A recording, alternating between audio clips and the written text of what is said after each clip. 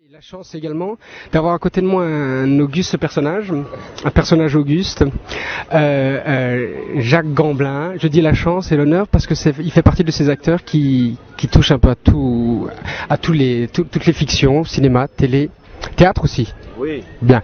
Jacques Gamblin, bonjour. Bonjour. Voilà, alors première question, j'aimerais savoir quelle est la raison de votre présence sur ce festival à Saint-Tropez? Eh bien, je viens chercher le prix qu'on m'a décerné l'année dernière et que je n'ai pas pu attraper parce que j'étais justement en tournage avec Pierre Boutron du film que je présente cette année. Donc vous prenez date déjà pour l'année prochaine? Voilà.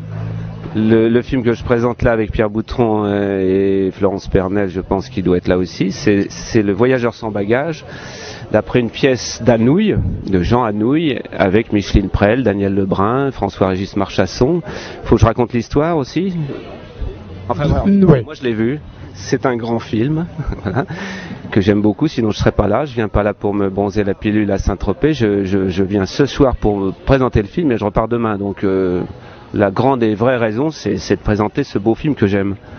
Alors moi j'ai pas encore eu la chance de voir le film, je connais l'histoire parce que j'ai lu la pièce. C'est l'histoire donc d'un homme oui, j'ai lu la pièce.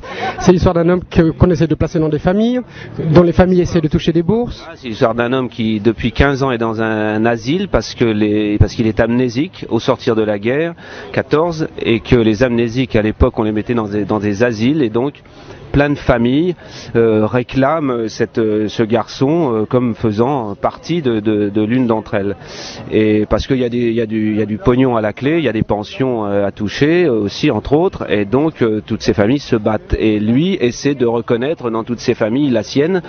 Et maintenant je vais pas dire la fin, mais enfin c'est une histoire autour de ça, de la famille, il a une occasion incroyable, ce personnage qui est désaffecté parce qu'il a plus d'histoire, plus de passé, il se souvient de rien, donc il a une occasion rêvée de choisir une famille.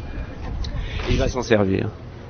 J'aimerais maintenant qu'on s'adresse précisément aux comédiens. J'aimerais qu'on parle un petit peu de votre formation. Quelle est votre formation?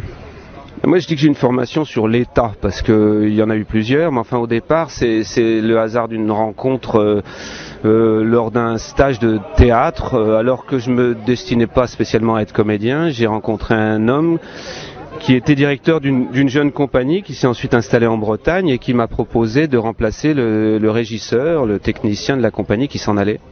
Après plusieurs années de service, je sortais à peine du lycée. J'avais 19 ans et j'ai dit pourquoi pas.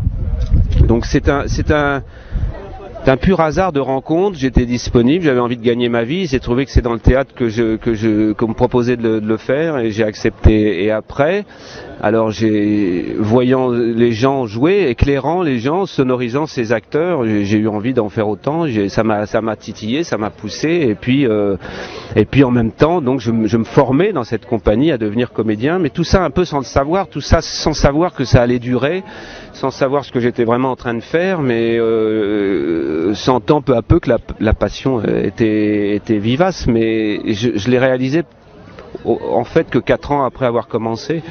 Et ensuite voilà, je suis devenu acteur dans cette compagnie et puis j'ai quitté, j'ai arrêté le boulot complet, j'ai fait autre chose, j'ai fait de la menuiserie, je me destinais à complètement autre chose.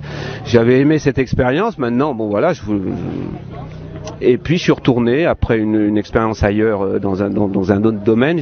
Je suis revenu et là j'ai pris ça un peu au sérieux, même beaucoup au sérieux. Et la preuve c'est que j'y suis encore. Et voilà, donc c'est une formation, c'est tous azimuts. C'est d'un seul coup être là avec des projecteurs, avec toute la technique. J'y connaissais absolument rien. Et puis à observer, à regarder, à suivre des stages, ça s'est fait vraiment comme ça, voilà, entre taper les dossiers de subvention, coudre à la machine, faire des animations au milieu scolaire, enfin, etc., etc. C'est une chance qui m'a été donnée, je l'ai pris, je l'ai attrapé, puis je l'ai plus lâché. Selon vous, et ce sera ma dernière question, qu'est-ce que cette formation vous a apporté de plus ou de moins, ou autrement, que ne vous a pas apporté une formation dite classique, école privée, conservatoire et autres? Elle m'a apporté une chose qui se compare avec rien, c'est que j'ai été en prise directe avec le public tout de suite. C'est-à-dire j'étais même comme technicien, on jouait dans des salles qui n'étaient pas toujours équipées, j'étais là avec mes 3 tables les unes au-dessus des autres et je faisais mon travail technique au milieu des spectateurs et ensuite je suis passé de l'autre côté, j'étais tout de suite je sais pas comment dire, je connaissais rien, j'avais pas de culture, j'avais pas lu beaucoup, je connaissais rien au théâtre et d'un seul coup j'étais dans le vif du sujet, plongé là, enfin je veux dire comme un, je sais pas, comme un parachutiste qui sait pas où il va atterrir, donc c'était accéléré, c'était en prise directe avec des réalités, pas avec des rêves, quoi, pas avec l'idée de se projeter dans l'avenir, de jouer tel rôle dans telle pièce avec tel metteur en scène. Je connaissais rien, donc c'était tout de suite vrai, quoi, et tout de suite la réalité du boulot, quasi 24 heures sur 24, avec tout, c'est-à-dire tout, c'est-à-dire avoir conscience de tout, pas seulement avoir cette position privilégiée de l'acteur au milieu du plateau, mais savoir comment on monte la production d'un spectacle, comment on va chercher le fric pour le monter, comment on charge le camion, on le décharge, on roule la nuit, le jour, enfin... Pour finir, vous conseillerez ce parcours à des jeunes comédiens? Oui, bien sûr, je le conseillerais, mais là c'est une chance de rencontrer quelqu'un qui est déjà dans le milieu professionnel, je suis même pas passé par le milieu amateur, c'est bien sûr que je le conseillerais parce que je trouve en même temps qu'on fabrique, on n'a pas le temps de réfléchir à ce qu'on fait, on est dans l'action tout le temps. Alors,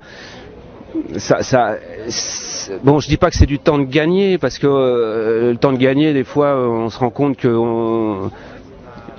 enfin, ça veut rien dire, le temps de gagner, le temps de perdu, mais enfin, c'est en tout cas une formation qui m'a permis d'être en contact avec tous les métiers qui sont autour du métier d'acteur.